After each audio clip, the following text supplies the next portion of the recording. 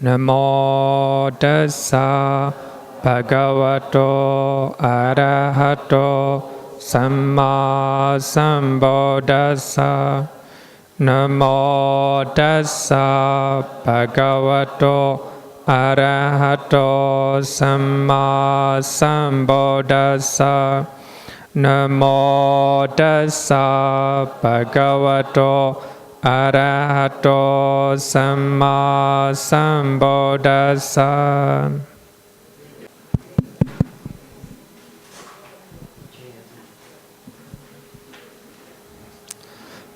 Good evening, everyone. So we have been learning to who we should give, right? So to who we should give. Especially last week we talked about Dakhinavibhanga Sutta, analysis of offerings. So as you know, in this Sutta we talk about 40 type of personal offerings and also 7 type of Sangika Dana, community giving, and also we have a 4 type of purification offerings. So most importantly, at the end of the Sutta, we talk about the best type of dana, right? The best type of dana. Last week we talked about 3 wholesome deeds. 3 wholesome deeds. So today, based on that, I will answer the question. Question asked by one of the students is, I think that is very, very good questions.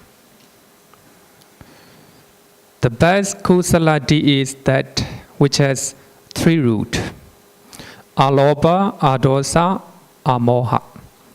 Alobha means non-clinging or letting go or renunciation. So if you do something, you don't have any attachment or you don't have any clinging, right? Especially when you do something good without a certain degree of detachment or letting go, you cannot do anything, right? So if you come to this class, you have to detach your time, right? You have to detach your some commitment. So therefore, when you want to do something, coming to class is very good, right?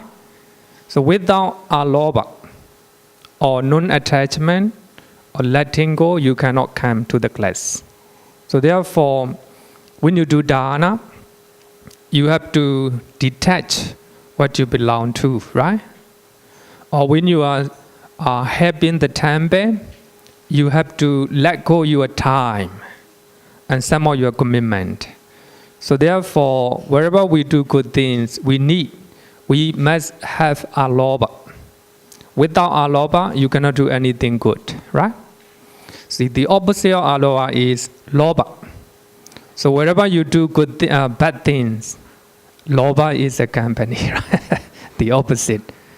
Another one is adosa, non-hatred, right? Non-hatred. In other words, we can call it compassion or loving kindness, right? So without loving kindness, of course, some of the good deeds, without loving kindness, without compassion, so you cannot do. So therefore, according to Abhidhamma, when we do good things, at least we must have alobha and adosa, right? Sometimes amoha. Amoha is a non-delusion or non-ignorance, right? So that is nothing but wisdom, right? Sometimes we do good things accompanied by wisdom. So that good thing will be much more beneficial, right? So according to Abhidhamma, some good deed can be done without amoha, right? Without amoha. So therefore here, the best kusala deed is something that we do with alobha, adosa, amoha, right? So actually she gave a very good example. So I feed a sick patient who is unable to feed himself. Then I do it with the compassion and right view. So there is amoha, that means with the knowledge or with the wisdom or with the right view, and adosa, compassion or loving kindness. And where is aloba, right? Where is aloba? So as I earlier said that if you want to feed someone, a sick patient, right? You have to give back your time, your energy, and also what you belong to, something that you belong to. So therefore, feeding a sick a patient is, of course, when you do with the right view and right understanding, that is the best. But to feed a sick patient, you must have a compassion, a good way in your heart, right? Otherwise, you cannot do that. But here, aloba means, so you have to let go your time, or you have to detach your time. Normally, we have too much attachment to our time, right? We don't want to share our time. And also, to feed a sick patient, if you are using your food, that means you have generosity, right? You detach what you belong to, the food that you belong to. So that is aloba. So therefore, when you do something, especially when we do dana, so when we do aloba, adosa, amoha, that will be the best, right? That will be the best. Actually, I have in the chat group, I have answered that one. I think everyone understand, right? So later, when I think about my answer, I think I want to explain a little bit further. So actually, of course, we do dana with the expectation, right? So as we have learned that, we have a different reasons why we are doing dana, right? Some people may feed a sick patient expecting some benefit or something in return, right? Suppose if you are feeding your mother-in-law, suppose. If you are feeding your mother-in-law, you may expect something from your mother-in-law, right? So actually such type of expectation is called loba, right? Loba or greed. But anyway, as long as you are doing dana, you do dana with the aloba. But in between, actually, as I always said that when my moment arises at a time, if there is letting go or the state of mind or letting go, so there is no place for loba. If there is no aloba, so there is no place for loba. So that means you do dana without expectation. You have a aloba, adosa, moha. So when you are feeding your mother-in-law with the expectation that you will get something from her, but the moment you are feeding your mother-in-law, it is you do with the aloba. But the moment you expect something, you have loba. So therefore, it is missing, right? So sometimes aloba arises in your mind. But in between, loba arises in your mind, right? So therefore, it is very important to understand that some people may do dana expecting that they want to have a rebirth in heavenly realm. So doing dana, you do dana with aloba cheda, but at the same time, you expect to have a rebirth in heavenly realm. So that is a loba or greed. So therefore, when you do dana, So your status of mind is mixed with the wholesome and unwholesome mental state. So I think it is very important to understand in this way. So even in this case, some people may feed a sick patient because he or she want to get impression that he is very compassionate person and pleasant person like this, right? Some people may expect like this. So when you are doing with such a state of mind, so that is mixed with wholesome or unwholesome. So therefore, whenever you do dana, whether with the expectation or without expectation, that is considered as a dana. The moment you do dana, that means without alobha or without renunciation, you cannot do dana, right? But sometimes you may expect something, the result of dana, right? So if you expect something, that is lobha. Even you expect that you will have popularity by giving dana, right? Even such state of expectation is considered as the lobha. But it is not harming other, right? But of course, if your expectation is harming other, so you get something thinking that that person will kill the one you want, right? So you give away expecting, right? Expecting something, harming other. That is very bad.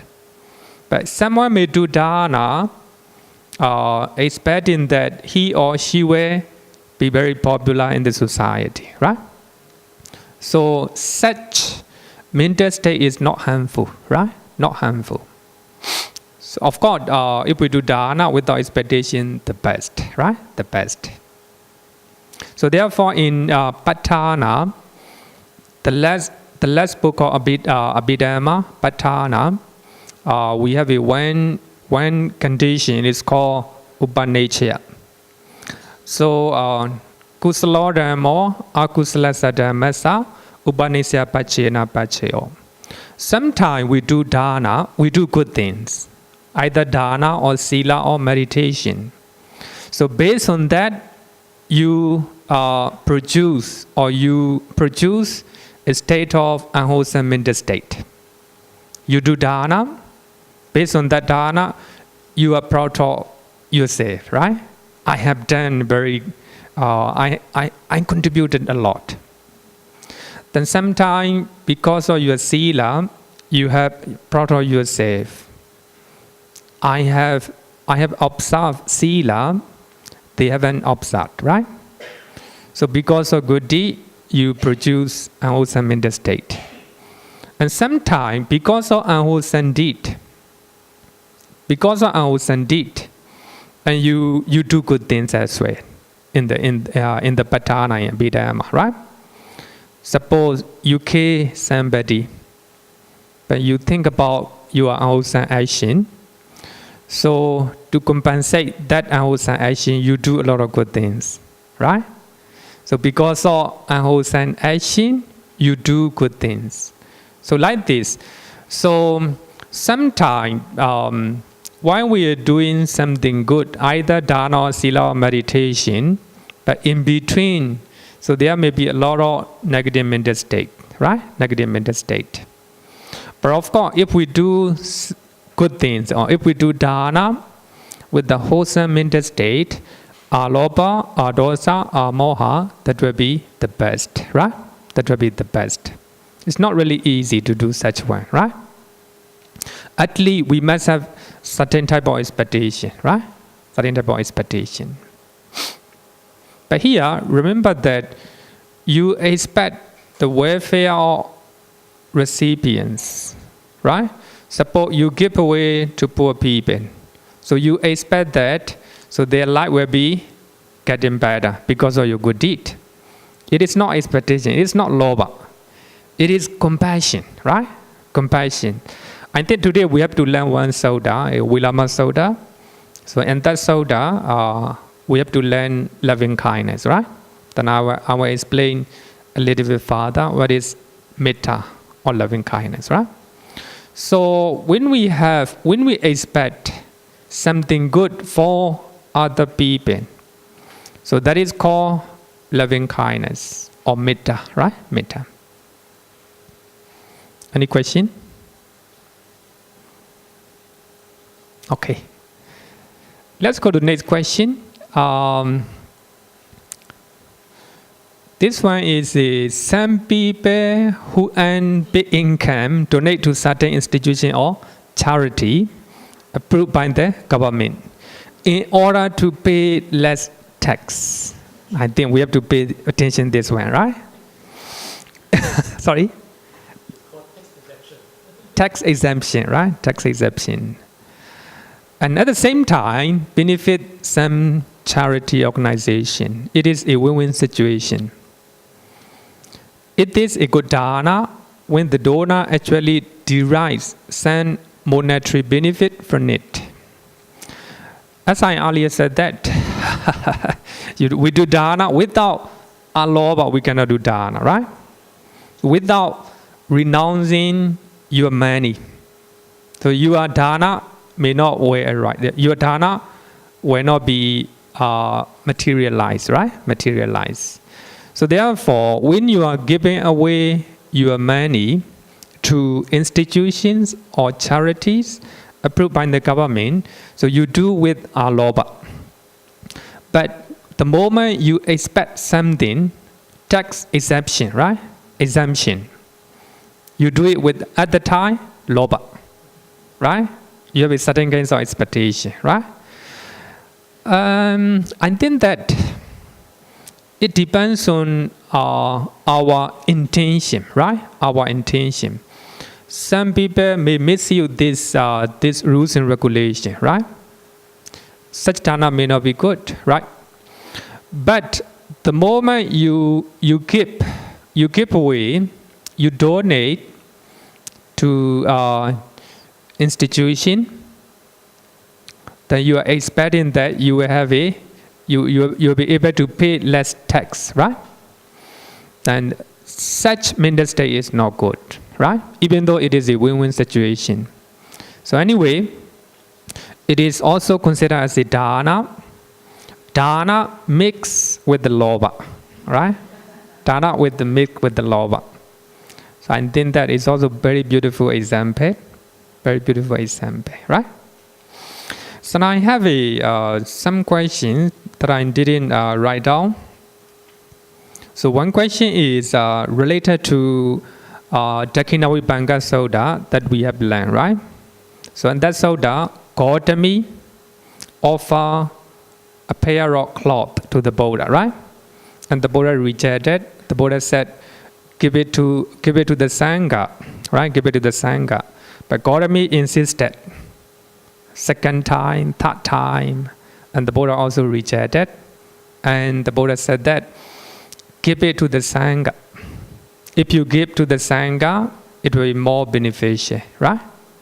So the point of that Sutta is the importance of Sangika Dana, right? The importance of Sangika Dana. If the Gautami give a pair of cloth to the Buddha, that will be personal offering, right? Poggalika Dana. So if Gautami offer to the Sangha, so here it is not a normal Sangha. The Sangha had to bind the Buddha, right? So it became Sangha Dana. So in the question, she said that I get the impression that there is a hint of lobha when Gautami offer a pair of cloth, right? And she said that a hint of lobha. I don't think that it is I don't know, but it depends, right? Gautami, I think that Gautami, in her mind, I think that the Buddha is her son, right? And she listened to the Dhamma and she became Sotapanna. She is so grateful that, and she prepared a pair of cloth. I want to offer to the Buddha. So out of gratitude. So if the Gautami want to offer something to the Buddha out of gratitude, it may not be lobha. Out of gratitude, it is non-hatred. Out of gratitude, non-hatred, right? Non-hatred. So I think it may not be lobha. So actually, the Buddha want to highlight the importance of Sangika dana. So he used this occasion to highlight that giving to the Sangha headed by the Buddha is more important than giving to personas, right? Individual, giving to the individual. And then when you read the note of Dakinavibhanga Sutta, the note, you can, if you read the note, it's mentioned in that way, right? It is mentioned in that way. And also she mentioned that we have learned different type of recipients. So if we offer, the higher people, we will have a higher benefit, right? Higher benefit. So if we do dana, thinking that if I give higher people, it will benefit, right? It will benefit for yourself. That will be lobha. Of course, that will be lobha. But here we have to take note that different people have a different idea. So I think most Singaporean, so when they do dana without expectation, right? They just think about the recipients. So I think that is the highest form of dana. The highest form of dana. But here, when you expect for the welfare of the receiver, right? You do dana with the loving kindness or compassion. It is not lobha, right? It is not lobha. But of course, out of this dana, if you expect something for yourself, that will be lobha, right? That will be lobha. So here, the act of dana is non-greed, right? Alobha. Alobha means you have to detach for yourself and then that you give, right? Then that you give. So here, second question is that if we do dana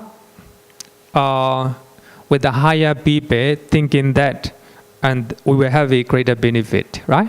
But of course, that will be lobha. So anyway, different people have a different idea. Some people may do dana with the expectation. It is also good, right? It is also good. So as I always said that when we look at bottom view, it is good, right? But when you look at top-down view, doing dana with the expectation is not good, right? You do dana expecting that when you die, you will go to heaven. No harm, right? No harm. So when you look at bottom view, it is good. It's very good, right? And the Buddha also encouraged to do dana, to have a rebirth in heaven, right? But when we look at from the top-down view, from the Nibbana point of view, it is harming yourself. When you do dana with the expectation, right? That when you die, you will go to heaven. It's harming to yourself when you look at from the bottom view, right? Bottom view. So we have to differentiate in this way, right? We have to differentiate in this way. And also, I will answer some question asked by one of the students. As we earlier said that Gautami, I think that Gautami offer a pair of cloth out of gratitude to the Buddha, right? And she said that is gratitude considered a dana or sila act? Gratitude, I think, is a sila.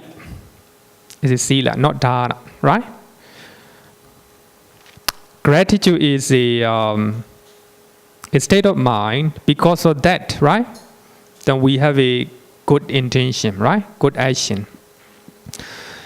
And also, some people are not grateful to something that we give. And she mentioned that the analogy of 3 monasteries that I explained last week. So last week, I think still remember 3 monasteries. In 2015, we went to Myanmar, and we discussed that we will go to 3 monasteries. Out of 3, we will choose 1 monastery to continue to uplift the standard of living. So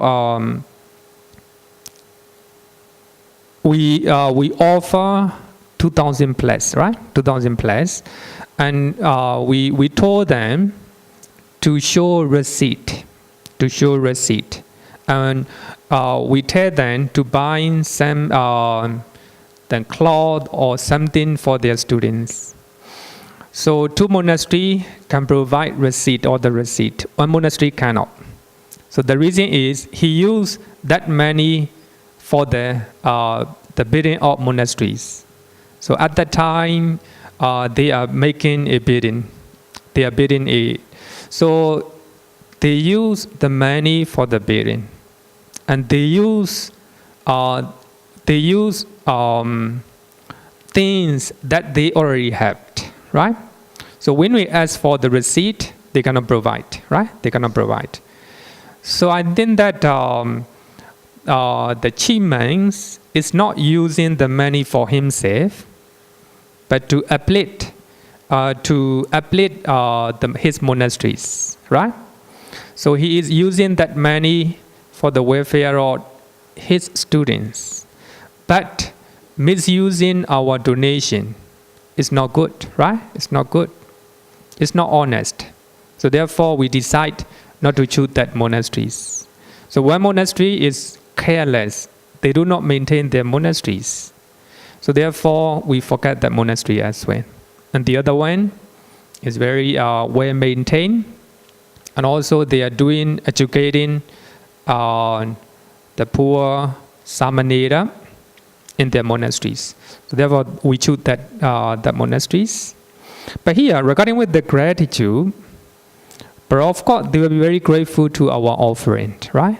But 1 monastery, they misuse our donation.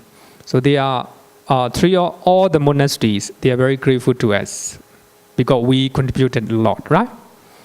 2,000 plus is very big amount in Myanmar. So they are very grateful. Another one is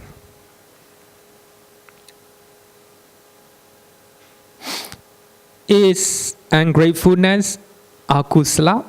But of course, it is akusala, right? If somebody is not grateful for the something they have received, it's akusala. Another one is when we make offering to a community of lay people or society for the purpose of reduction of suffering or improvement of livelihood, where this fit in the 40 type of recipients. So as you all know that we have a 40 type of recipients. So when we count from the bottom, animal, right? So when we are doing dana to the animal, it's also considered as a dana. And second one, immoral people, right?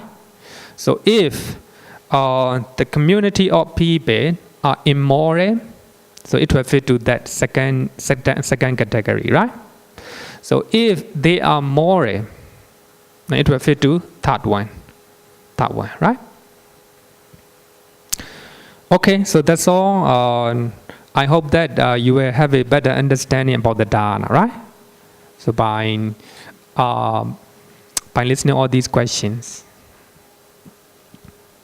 Any question up to here? Okay, let's go. No question. Now we're going to another Sutta, a greater degree of merit.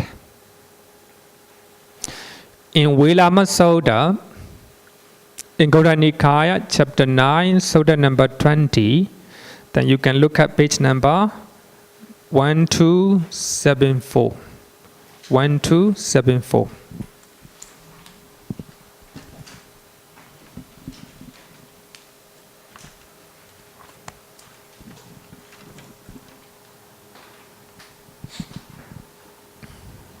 So in Velāma Sutta, the Buddha retold the story of Brahmin called Velāma to Anathapindika, who is unhappy for his donation of a very bad food to the Sangha had by the Buddha.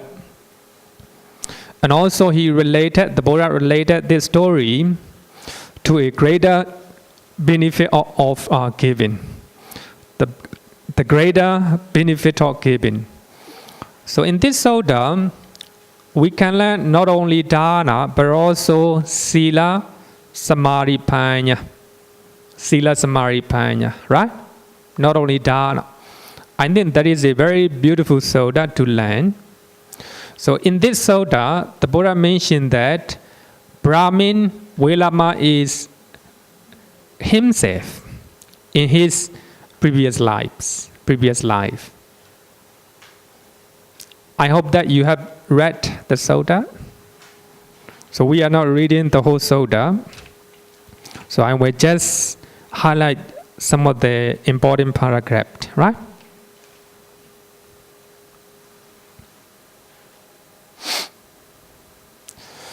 So at the time, the Brahmin Velāma or Bodhisattva gave a great dana consisting of gold, silver, elephants, chariots, fine clothes, and food, etc. Right? So I think that food and drinks were so abundant that it seems to be flowing like rivers. So actually this is a very great dana. We call it Mahadana, right? Great dana. And gold, silver, elephants, chariots, and fine clothes, etc. But here, 84,000 gold bowls filled with the silver. 84,000, right? 84,000, a lot. The gold bowl filled with the silvers. And 84,000 gold bowls, and the last paragraph in page number 1275. Actually, we are not talking about previous one, right? Earlier paragraph. So in this Sutta,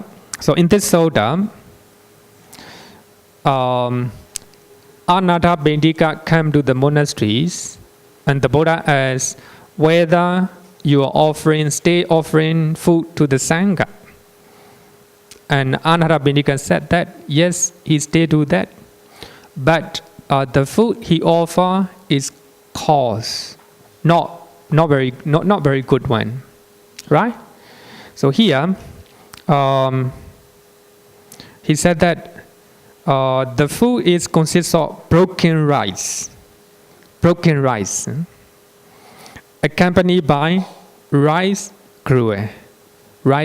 So that means the food is not very good, but he still offer to the Sangha. Actually, at the time, the budget or Anathapindika is his budget is very low, because he have a lot of debt. Many people borrow money from him, so they do not give him back. So therefore, he doesn't have enough budget to offer to the Sangha. So actually, according to commentary, so he is offering thousands of monks every day, right? But this time, every time he gives excellent food, but this time his economy is very low. So therefore, he can offer not very good, not excellent food.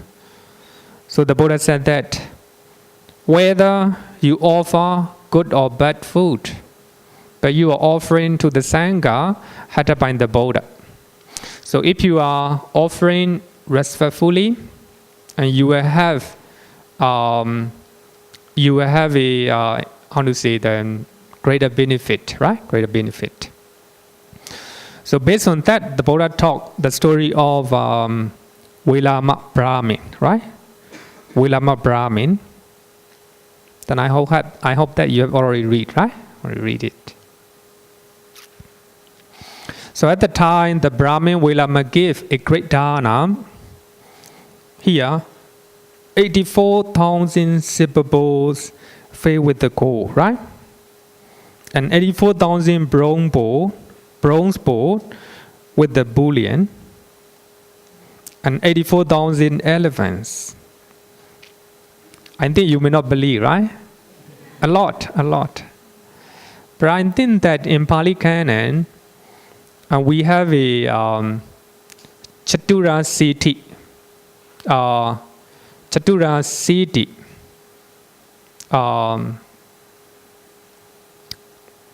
I forgot in Pali. Actually, in the Pali Canon, we find 84,000 very often. So I think you just mindful, you just aware when you read the Pali Canon. In some cases, the Pali Canon use 84,000.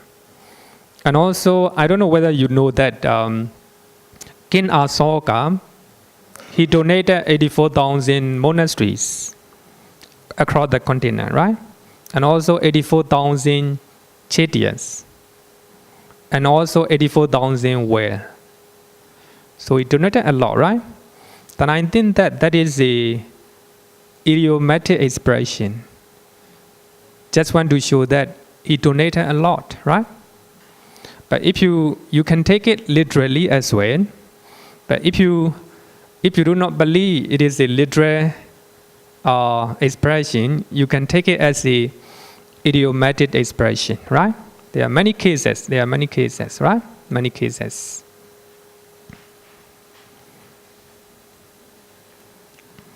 Right? So here, food and drinks were so abundant that it seemed to be flowing like a river. So that means Mahadana, a great dana, right? So Brahmin Velāma gave a lot. But the Buddha said that at that time, there was no one worthy of offerings. So there was no one who purified the offering. So as you all know that we have a 40 type of personal offerings, right? Personal offerings.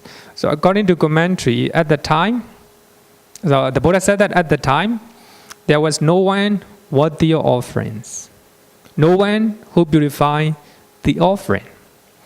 So here, in Buddhism, we have 8 types of individuals, right? So they are worthy of offering.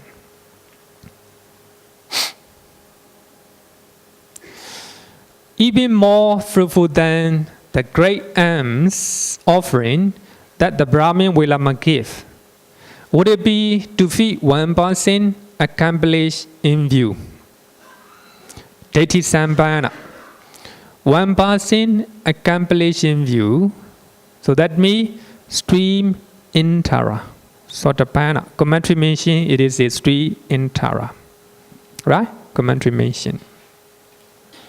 So there is no Sotapanna among those recipients. So therefore, even though the Brahmin Velāma give a great dana to the multitude of people, but there is no one who accomplished in view. So therefore, instead of giving such a great dana, feeding one accomplished in view or feeding one stream in Tara is more grateful, right? More grateful. So that is the greater benefit of dana, right? But of course, if you give dana to Sotapanna, expecting that you will have a much benefit. You do with the dana, right? You do dana. But as I before said that if we give dana to the virtual people, like a Sotapanna, so the offering you give will be very meaningful and very beneficial, right? So Sotapanna can teach his experience.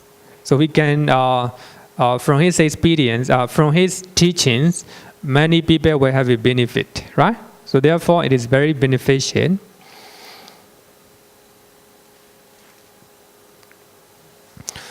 Regarding with accomplishing view, we have a different type of people. This week I listened the Dhamma talk. Dhamma talk by a very famous Burmese sayadaw about Velāma Sutta, and he talked about four type of Detti Sampanna. The one who is taking refuge in the triple gem. It is one type, right? It is one type. If you give dana, a Buddhist, I would say the Buddhist, right? It's more beneficial. And second one is someone who believes the karma and its result, right? Is second type of Detti Sampanna, accomplishing view. Here, view me, the karma and its result, right? And third one is someone who realize nama rupa. Nama rupa. It's not easy to see, to realize, so nama rupa by ourselves. Only for those who meditate, who have a very deep concentrations, a very sharp concentrations, so they'll be able to realize nama as a nama and rupa as a rupa, right? So that is third type of Detti Sampanna. But here, according to commentary, Sotapanna. So as you all know that Sotapanna, he realized a nature Dhamma, right? A nature Dhamma. So in the commentary, Sotapanna. Feeding a one's returner, Sakadagami, is more fruitful than great offering of Brahmin Velāma and feeding 100 stream enterers. A greater benefit of dana, right? If you give dana to one's returner, it's more fruitful than on the great dana of Brahmin Velāma, as well as feeding 100 stream enterers. Thus, the Buddha continued to explain the greater benefit of dana in the same manner that if we give dana to non-returner, anagami, it is much more grateful than more beneficial than offering great dana of Velāma, Brahmin Velāma, and feeding 100 Sotapanna and 100 Sakadagami, right? So the benefit is greater and greater. Then if you give dana to Arahant, much more beneficial. Then Pachika Buddha, then the Buddha, and the Sangha had to bind the Buddha, right? Had to bind the Buddha. So now we are learning different type of recipients, right? Different type of recipients. So if you give dana to the Sangha, Hatha by the Buddha, it is more beneficial, right? More beneficial, more fruitful. So therefore, the Buddha encouraged Gautami to offer a pair of clothes to the Sangha. It is Hatha by the Buddha, right? So therefore, the benefit will be much more beneficial. So in Dakhinavibhanga Sutta, the Buddha just want to highlight the importance of Sangika Dana, right? In later time there will be no Buddha, no Vichaka Buddha, right? Just Sangha, right? Just Sangha. So in that Sutta, the Buddha said that even you give Sangha who are immoral. If you are giving dana to immoral person, dedicating to the Sangha, it is much more beneficial, right? Than offering personal gift, personal individual, offering individual, right? But here, building a dwelling dedicated to the Sangha of 4 quarters is more beneficial than feeding the Sangha headed by the Buddha. But here, donating a dwelling or monasteries, right, is much more beneficial than doing dana to the Sangha headed by the Buddha, right? So here, it's not about, it is still as considered as a dana, but it is not, it is a, you are building a dwelling, a vihara. It is more beneficial than offering food to the Sangha headed by the Buddha, right? This is also dana.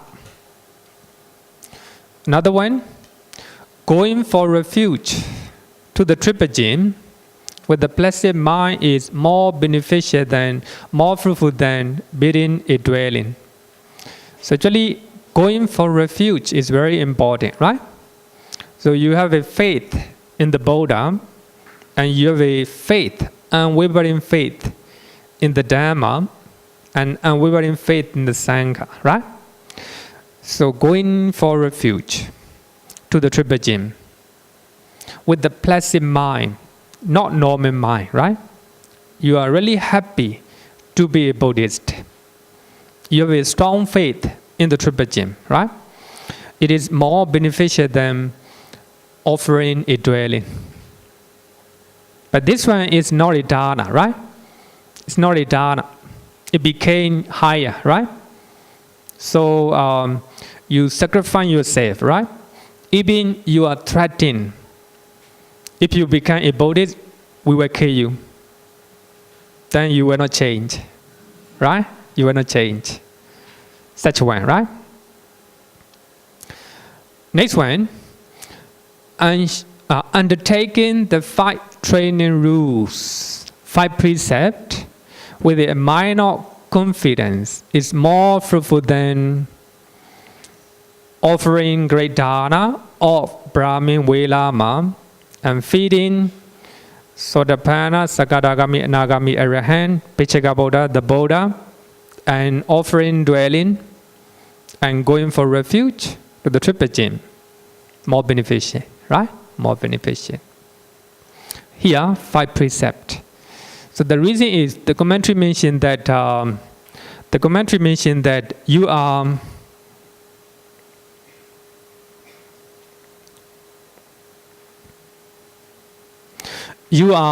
offering abhayadana. Abhayadana. Abhayadana means no danger to all people, right? But refraining from killing. So you give abhaya, right? How to say, no danger for other people. But you refraining taking what is not given, you are safeguarding the property of other people, right? And also you are, by refraining from sexual misconduct, and you are making no danger for the family of other people, right? You are no danger. You're not dangerous for the family of other people, right? But if you are, if you are taking such a misconduct, you are threat, right, to the family of other people. By refraining from it, so you are safe, right? So you are saving onto the family life. That's very important. Important than dana. This one is sila, right? This is sila. And also telling lie, right? Telling lie. By refraining from telling lie, so you are safeguarding, you are reputation, right? Reputation. And also drinking alcohol. Drinking alcohol, you maintain your mindfulness, right? So if you are drunk, your mindfulness and your reasonable thinking go away, right? So therefore, the commentary mentioned that by undertaking 5 training rules, that means 5 precepts, you are offering or you are giving no danger, right?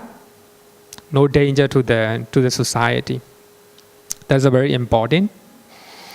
Then developing a mind of loving kindness is more fruitful than previous good deed, right?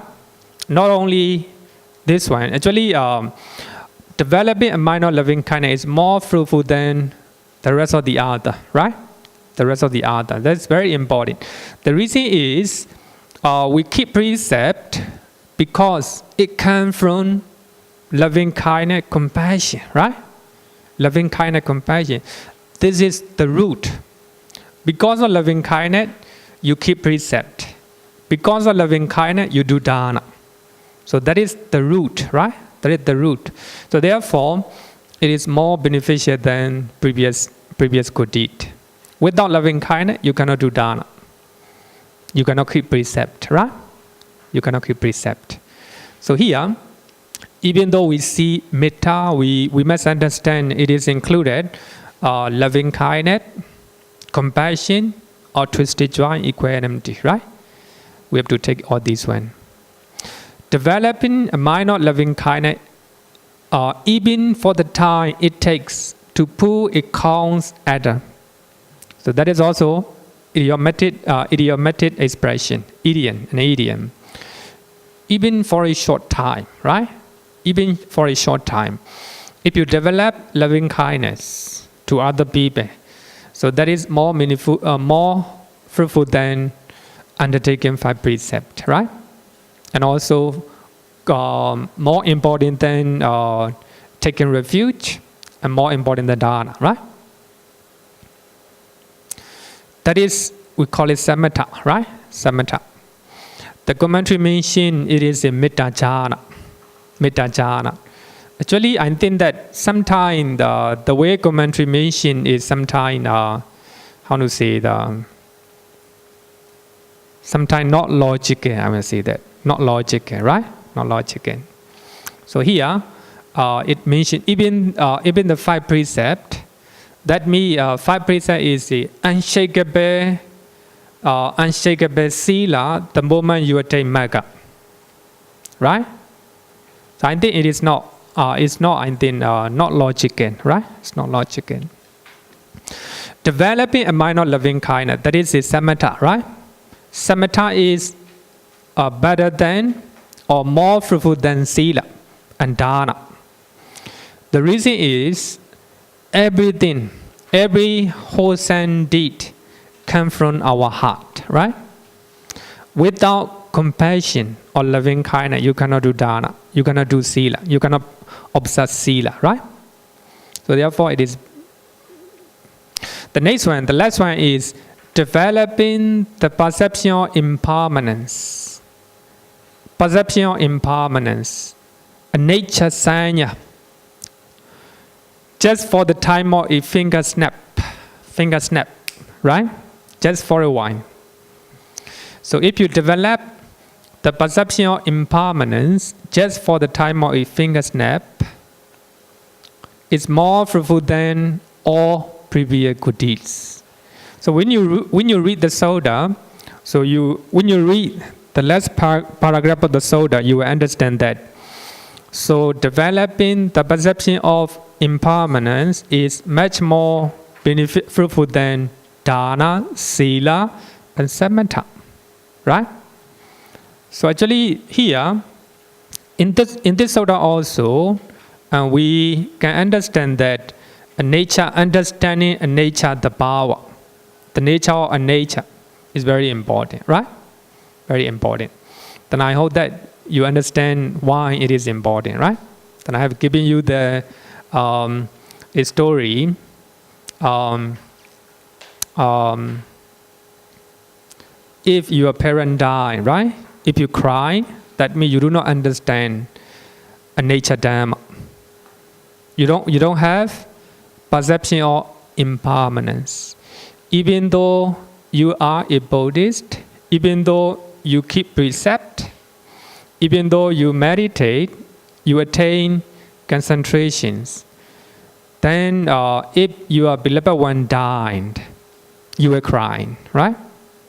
So only vipassana or wisdom can protect. So if you understand, so here, not just understanding, if you realize the perception of, if you have the perception of a nature, impermanence, so even though you lost your beloved ones, you will accept it as the nature, right? As the nature. You will not cry. And you will do things that you should do, right? You will perform funerals and wake, and also rites and rituals without affecting your mind, right? You will not cry. But if you do not cry, people may think that you are weird, right? You are, I want to say, something wrong with you, right? No feeling, right? No feeling. Just like that. But if you understand the perception of, if you have the perception of impermanence, nesasanya, then you will not have, you can reduce the amount of suffering, right? So therefore, it's very important. Vipassana or understanding or wisdom is more important than dana, sila, and samatha, right? So if you read this sutta, we will understand the greater benefit of dana, sila, bhavana, right? So therefore, we start with the dana, then we'll go to sila, then we'll go to bhavana. Okay, question? With the microphone?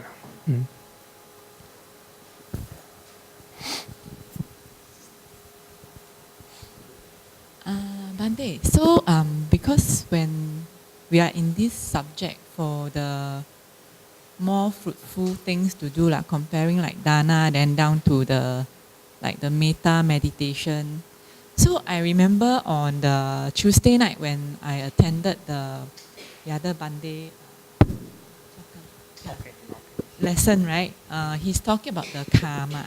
Then when he when he teach karma, right, then they is the like the wholesome deeds we do the like these are dana and the metta meditation, all this, right? So he split them into reproductive karma and supporting karma. So whatever's done by the mind is supportive karma, not strong. Then reproductive karma, the strong one is... Please come to the point. Please make it short because we have to go. So what happened is that he said, when comparing dana and meditation, he said, so in terms of this karma thing, it is stronger if we do dana compared to meditation. Meditation is not strong enough for the meritorious deed. It is more on supporting karma only. So it doesn't match this. Doesn't match this at all.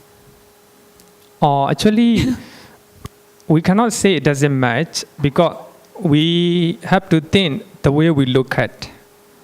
So actually, so therefore, so when you read one sutta, so the emphasis will be different. So when we read the other sutta, so it will emphasize other things. Suppose we have learned Dakkhina Vibhanga Sutta, right? Analysis of offering, right? So that sutta emphasizes the importance of dana, right? But this sutta talk about the importance of vipassana or wisdom. But of course, even though the Buddha talk about dana, but at the end, the perception of impermanence is more fruitful than dana and sila and samatha. That doesn't mean that the Buddha do not. That doesn't mean that you shouldn't do dana, you shouldn't do sila, and you shouldn't do samatha. It doesn't mean. The Buddha just want to highlight the importance of vipassana, right? The importance of wisdom. But of course, I will give you one example. Someone who is too generous, always giving, right? Even though she is giving, and she has a lot of problem in her life, right? A lot of problem in her life. So that dana will not help. That doesn't mean that dana is not great, so beneficial. Not that mean. So to remove all her problem, then all her suffering, all her difficulties, we need to keep precept. So we need to control our verbal and bodily actions, right? Sometimes, even though we can control our bodily and verbal actions, we still have a problem. But we need to control with the mind, with the meditation. Sometimes, samatha meditation will help them. Sometimes, even though samatha meditation cannot. So, the best thing is vipassana, right? Vipassana is nothing but wisdom or understanding. So understanding anicca, dukkha, anatta, right? Understanding anicca, dukkha, anatta. So if he or she has vipassana knowledge, then she can solve those problems, right? Those problems. And she can overcome those problems. So therefore, one sutta and another sutta do not match. So there is a different emphasis. In previous sutta, in Dakhinavibhanga sutta, the Buddha highlight the importance of dana. But this sutta also highlight the importance of dana. But the Buddha showed that, so there are sila and samadhi and panya. So those are higher than dana, right? So here we can conclude that this sutta, Velāma sutta, highlight the importance of vipassana, right? Or importance of panya. So different. We cannot. So therefore, if you look at one dimension and you look at another dimension, it seems contradict, but they are not. I don't know whether you still remember or not. Bhante Akacheda, Asma Akacheda from Malaysia, and he highlighted that. So one sutta is complete by itself. So by listening the teachings in that sutta, people were enlightened. Some people were enlightened, right? So in another sutta, the Buddha gave different contents, different teachings. So by hearing those teachings, those contents, other people will have enlightenment. So when you compare two sutta, it seems contradict, but they are not. You might think that one sutta is not complete, right? But one sutta, the Buddha talk about 5 criteria of a good dana. In other sutta, the Buddha may talk 8 criteria, right? But they do not contradict. So in that sutta, the Buddha may talk to different another listener, right? Another listeners. So therefore, one sutta itself is complete, not contradict. So theory of karma itself is complete. The emphasis is karma. But here, the emphasis is a so higher degree of dana, right? Higher degree of dana. Okay? Any question? Okay. Bhante, I have this question of why the Buddha places a higher priority in building of the dwellings for the Sangha than feeding the Sangha itself. Because to me is that the Sangha has to be fed and kept alive so that they can stay in their dwelling. So let's say if the Sangha is starving to death, and then we spend the money building a big temple for them, by the time the temple is built, they may not be alive. So why does the Buddha places the priority in building the dwelling than feeding the monks. So I will give a very simple example. So in Singapore, when you buy a lunch, how much? When you buy a lunch, normally about $5 or $6, right? Yeah. How about a condo? How much? When you buy a condo, how much? Maybe a few hundred thousands. Yeah, a few hundred thousand or million or million, right? $1 million, right? $1 million. Which one is better? But I thought in terms of need, I mean, if the Sangha is hungry, I will give my priority. Actually, here is the same thing. The same thing. We are looking different dimension, different perspective, right? But in terms of need, of course. But suppose, of course, we need food, right? Food is very necessary, but food is easy to get. Dwelling or monastery is not easy, right? Not easy.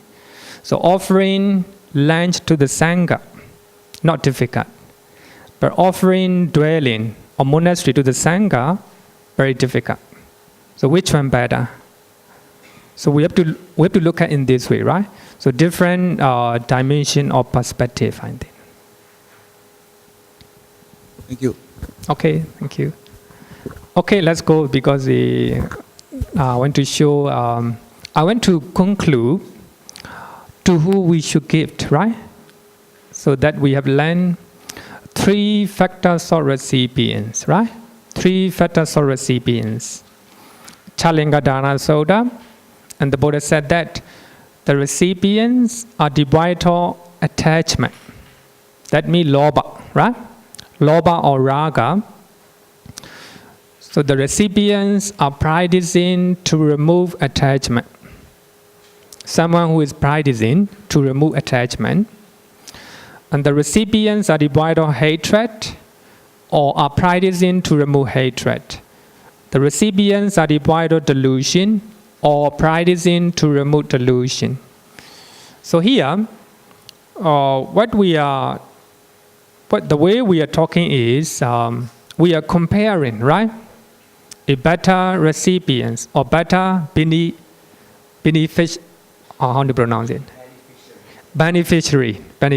right? So suppose we offer $1,000 to 2 people, right? But you have to compare to who you should give, right? So if you compare 2 persons, so you should give priority someone who doesn't have attachment, hatred and delusion. Someone who is practicing to remove attachment, hatred and delusion, right? The reason is those people will not misuse your donation. Someone who is greedy, someone who is angry, someone who is lack of mindfulness and wisdom, and they will misuse your donation. So if they misuse your donation, you will not be happy. And also your dana will not be beneficial, right? Beneficial. So therefore, the best teaching regarding with the recipients is Chalingadana Sutta. Teaching from Chalingadana Sutta. So based on 3 factors, so we have to choose, right? We have to choose. So as the analogy of 3 monasteries, right? So you can look at the analogy of 3 monasteries. One is a greedy. I will say that, right? Greedy. So not devoid of attachment. So therefore we forget about it, right? The other one is not mindful about the bearing or their environment, right? Then he have a delusion, right? Or not mindful, not wisdom. So the last one, maybe less attachment. We cannot say that no attachment. They may have a great attachment, but practicing to remove attachment, right? And no hatred, no delusion. So therefore, it is better to choose a monastery who is honest and also mindful and also sincere.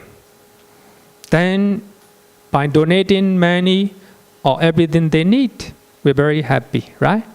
It is also beneficial to those who are connected with this dana.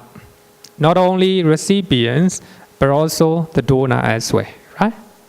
So therefore, to conclude, to who we should give, then we should give the recipients, we should give our gift to the recipients who are devoid of attachment, hatred, and delusion, and who are practicing to remove attachment, hatred, and delusion, right? So the reason is, if you offer those recipients, your dana will be very beneficial and fruitful, right? Fruitful. Okay, so that's all we are learning about do we should give, right? Do we should give. Any question? If no question, let's go to the next topic, next session, right? Next topic. What are the offerings? What are the offerings? Actually, this one is not in our subtopics, but the reason is Mr. Chen asks, what are our offerings, right? So therefore, I choose some soda for this topic. I think that what are the offerings? I think not really difficult, right? So things that you need, the recipient also will need it, right? The food, clothing, accommodation, etc., right? So therefore, just thinking like this, I do not think about this topic, right? So anyway, it is good to know what are the offerings, right? So in Gotra Nikaya, Dana Vaka, and the Buddha talk about two kinds of dana. Bhikkhus, there are these two kinds of gift or dana. What two? The gift for material goods, amisa dana, and the gift for the Dhamma dana. All these two kinds of gift, the gift for the Dhamma is foremost. So we have two kinds of dana. Amisa dana, the material goods, or Dhamma dana, the gift for Dhamma. So now I am offering Dhamma dana, right? I am offering the Dhamma. But it is more beneficial than offering material goods. But you cannot say that without material food, how can I teach? Like this. So therefore, we have to look at different dimensions, right? But of course, material goods is very important, right? Food, accommodation, very important. Without that, I cannot teach, right? But here, more beneficial, right? More beneficial. Then I'm teaching, and many people benefit, or they have a better understanding about the Dhamma, right? About the Dhamma. So therefore, the gift for Dhamma is more beneficial than material good. Here, material good, I will explain later. So everyone knows this one. The gift for the Dhamma is this all gift. Many people heard of this one, right? So when you offer dana, when you offer the book, in the book it is written, the gift of the Dhamma, it says all gift. Sappatana, Dhamma dana, jinati. And the taste of the Dhamma, it says all taste. If you can experience, or if you can appreciate the taste of the Dhamma, you cannot compare, right? You cannot compare without the taste. So therefore, the Buddha said that in Nibbana Sukha Sutta, Nibbana Sukha, the happiness of Nibbana, or the bliss of Nibbana. So in that Sutta, the Buddha said that for those who attain jhana, that me attaining jhana, me can experience or can appreciate the taste of Dhamma, right? While they are meditating, while they are attaining jhana, if the thought of sensual pleasure appear in his mind, very afraid, very disgusted, right? Disgusted. It look like he has a disease, right? Disease. Because he appreciates the taste of Dhamma. The moment he attains jhana, if there is the state of mind that think about sensual pleasures, he afraid. He make a lot of effort to remove that state of sensual pleasures. But when we are living in normal life, we appreciate sensual pleasures, right? And looking at something, and hearing something, and eating a good food, right? These are sensual pleasures. But for us, it's not a problem. That is enjoying sensual pleasure, right? But when you attain jhana, you're afraid that even the thought of sensual pleasure, not enjoying, right? Even the thought appear in your mind, you're afraid. You disgusted that thought, right? So therefore, by that time, you can experience the taste of Dhamma. So therefore, the taste of Dhamma exists all taste. But when you attain second jhana, when the vitakka appear, the traces of vitakka appear in your mind, you're afraid. You're trying to run away, right? That means you make more effort. That the moment you attain third jhana, vitakka vichara, you're afraid of vitakka vichara, right? At the moment you attain the fifth jhana, you're afraid, even pleasure, and even rapture, you're afraid. The reason is, the fifth jhana is much more pleasant than the previous jhana. But the moment you attain immaterial jhana, so that means you already ran away from material, five materials, right? So when you are experiencing immaterial jhana, so there may be traces of fine material thinking. Then you afraid, you disgusted that thinking. Right. I don't quite like the word afraid. I more prefer to use the word protect. Remember there's a Dhamma talk by Ajahn Kang about building the about protection. I think certain people have certain achievement. There is not so much about afraid to lose it. More importantly, they want to protect the jhanas rather than afraid of losing it. So the approach, like what you said earlier on, actually it's not what I said. It's what the Buddha taught. Not what I said. It's what the Buddha taught. So actually, in that sutta, I want to give you one sutta. Is the Markandeya sutta in Majjhima Nikaya. So the Buddha gave example of disease, right? The sense pleasures are diseases. But of course, we do not, as a normal people, we do not think these are diseases. So enjoying something with our eye, ear, nose, tongue, body is very pleasant for us, right? But for those who attain jhana, so even the thought about sensual pleasure is just like a disease. But for normal people, we cannot think like this, right? But what I want to point out is someone who experienced the taste of jhana, right? The taste of jhana. So the moment he is meditating, if the thought of sensual pleasure appear in his mind, he disgusted. He look at as a disease.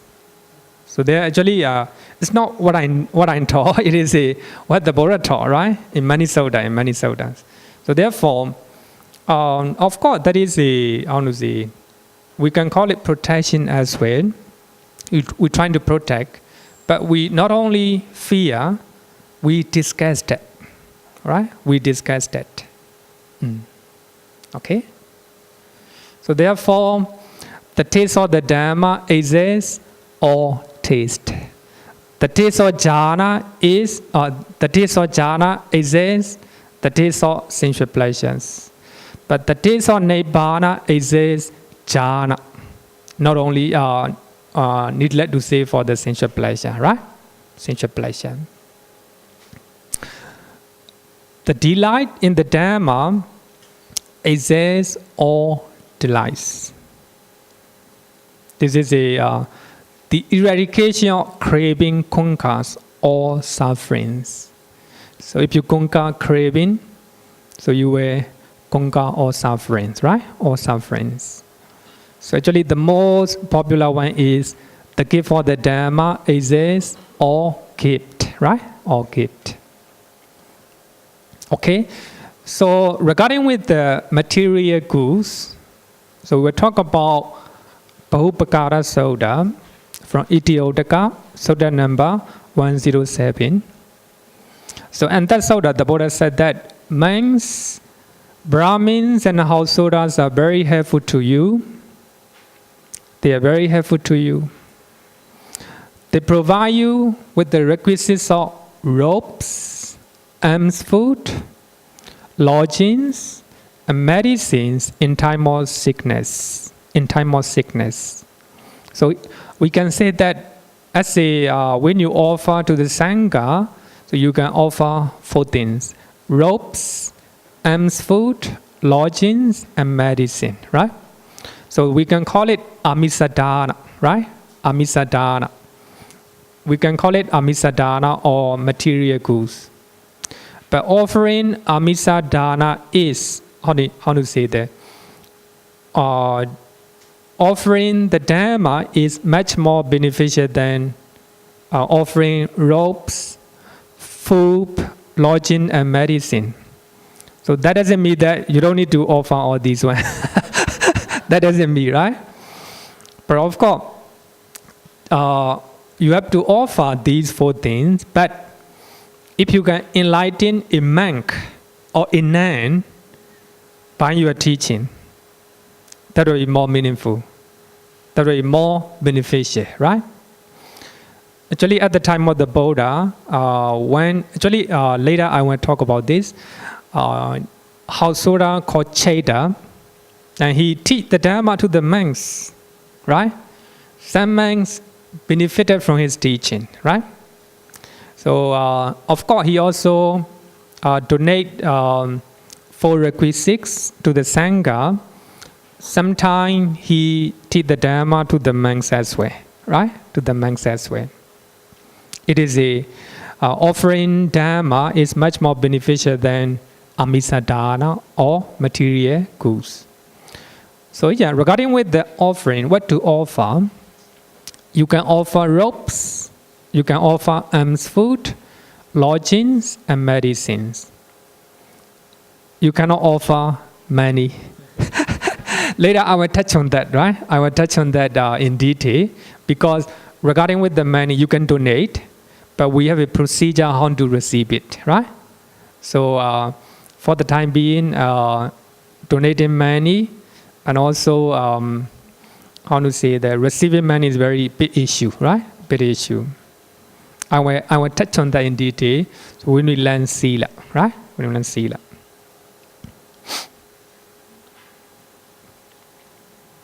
Also, not only to the monks or nuns, you can also offer to the lay people as well, right?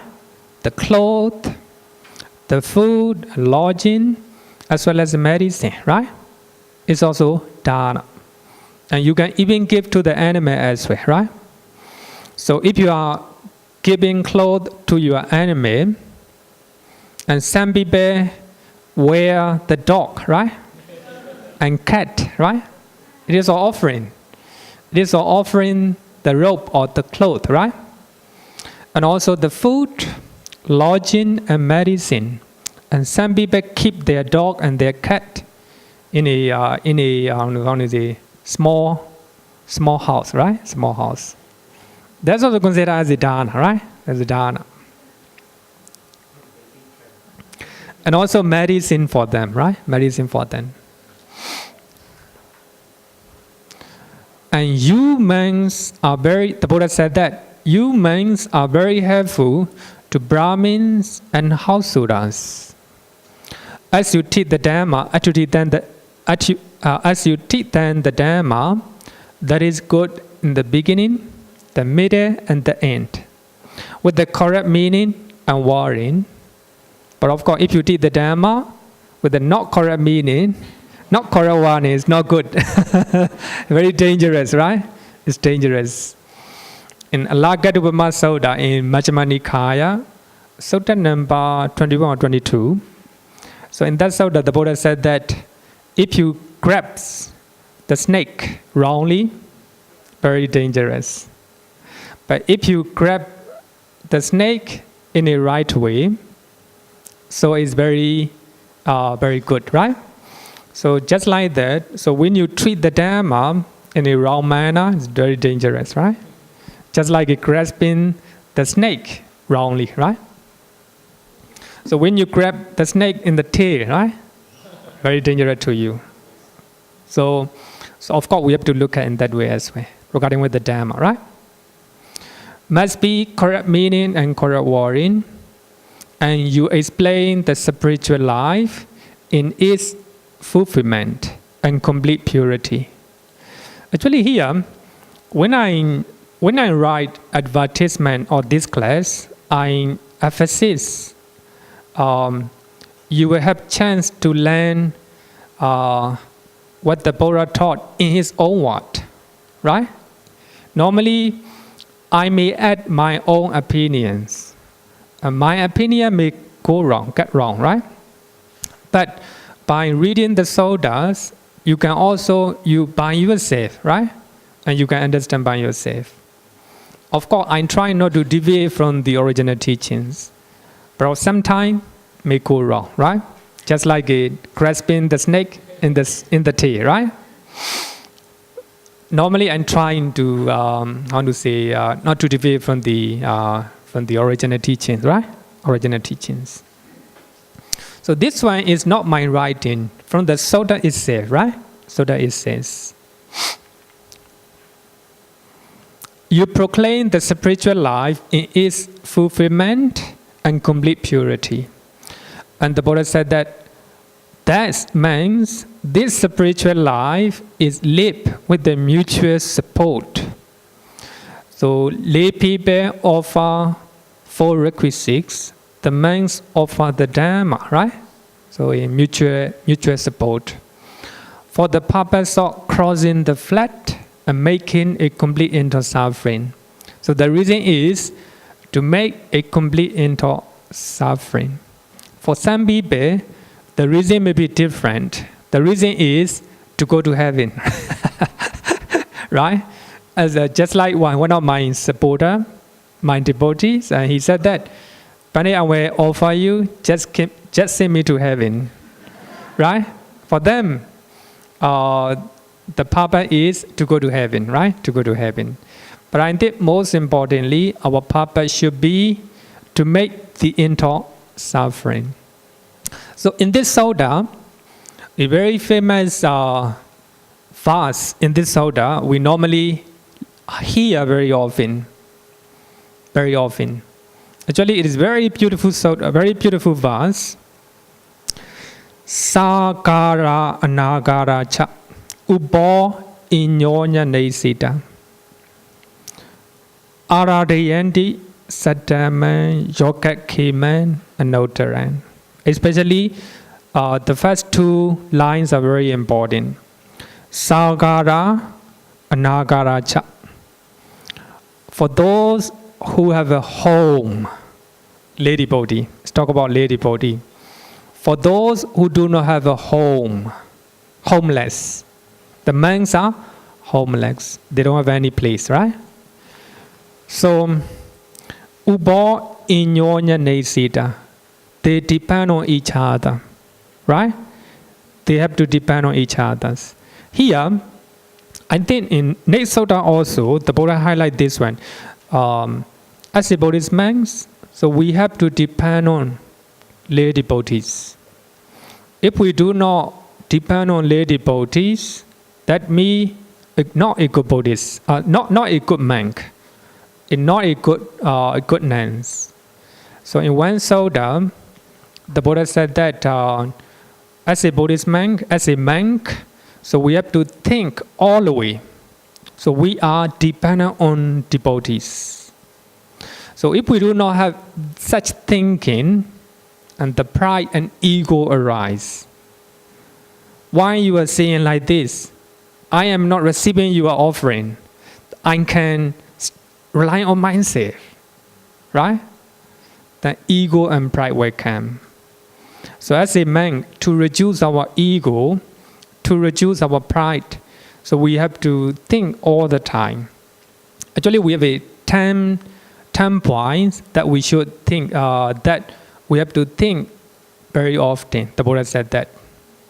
So one of them is, so we have to think about we are dependent on lay devotees. So by thinking like this, we reduce our ego, no pride at all, right?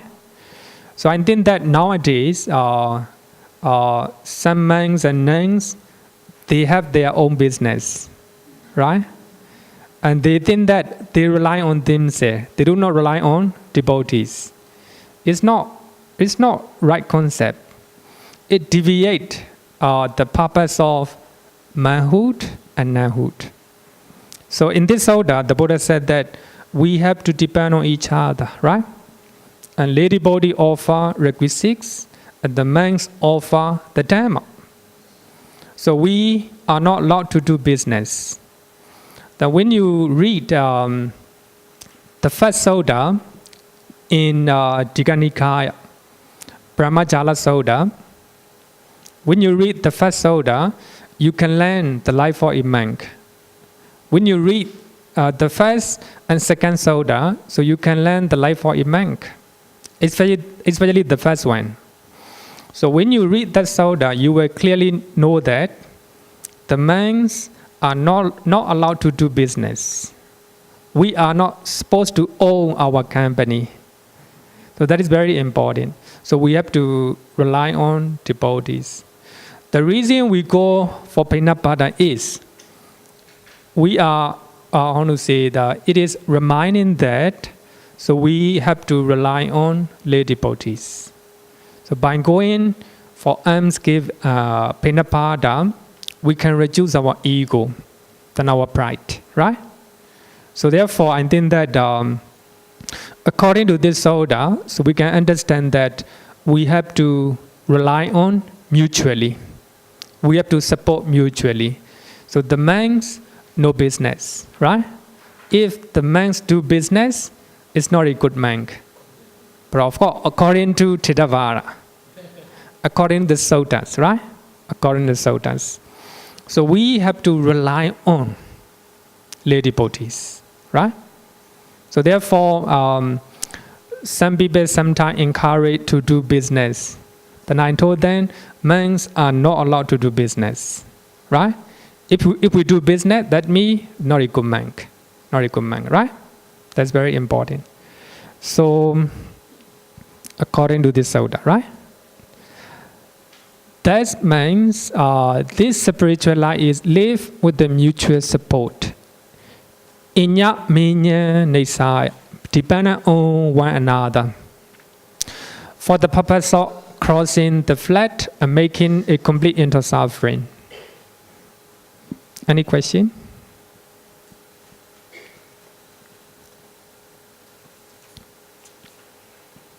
We still have another 5 minutes. Let me see. We'll go to 10 kinds of offerings. We have 10 kinds of offerings. Then commentary mention 10 kinds of offerings.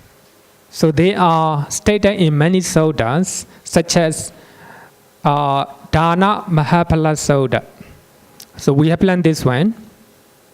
the greater benefit of dana, right? We have learned this one. In this Sutta also mentioned 10 kinds of offerings. And Dhanubapati Sutta, we will learn this one. So when we maybe 1 or 2 weeks later, we will learn this Sutta as well. Dhanubapati Sutta and Janusoni Sutta. So the commentary mentions 10 type of offerings. So they are just example of what we can offer. Offering can be more than that. So actually, to make it simple, robes, clothing, food, accommodation, and medicine, right? So I think if you know that one, more than enough, right? More than enough. But commentary mention 10 type of offering. Number 1, food. Number 2, drink. Drink here means not alcohol. Drink means soft drink, right? Not alcohol. You know, when we do chanting, we always recite Pana, right? Pana. What is it? Diwase suno bande paniya prekapita. Paniya means drink. Prekapita means suitable or allowable, right? Not allowable way. Not every drink, right? The drink must be allowable. Then number 3, clothing. Number 4, vehicles. Number 5, garland. Garland means the flower, right? At the time of the Buddha said that I want to say the Ganda means sins, right? The Buddha said that sins are not allowed. And at the time, one of the devotees offered a garland. So the monks are hesitate to receive. And they report to the Buddha what they should do. And the Buddha said that receive their offering and put it on the door. So that means it is not allowed for the monks, but for the welfare of the donor, we can receive it, but not for enjoyment. Keep it on the door, right? And also sins, right? As you all know that we have a flower and we use sins, right? This also not for the attachment, right? Unguents and bedding, dwellings, lighting. So these are mentioned in the commentaries as the offerings, right? As the offerings. So I think these are 10 type of offerings. Up to here, we have learned that 2 type of dana. Dhamma dana is the highest. And second one is amisa dana, material good, right? Material offering. So in the material offering, we have a food, clothing, dwelling, and medicine, right? Medicine. But we have a 10 type of offering, right? 10 type of offering. The next week we will learn other form of offering as well. I don't know whether we can say offering or not. Or we can say dana or not, right? So next week we will learn another Sutta. So that talk about 4 type of supporting, right? Supporting. Okay, I think time is up. Let's close our lesson.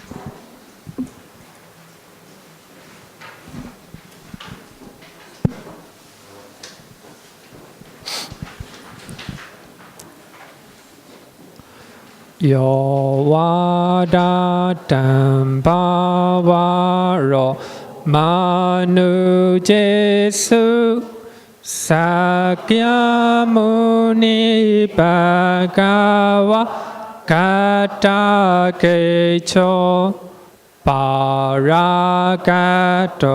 bala viriya samangi dan sukatan saranata mupemi Raga viraga maninja masokan Dhamma masangata mapatikulam Marudami mambaguna suvipatan Dhamma mimansara natamupemi Yatacha Tena Mahapalamahu Chatusu Sisu Purisa Yugesu Atacha Bogala Dhammadasate Sangami Mansara Natamupemi Sadhu, sadhu, sadhu. Good night, everyone.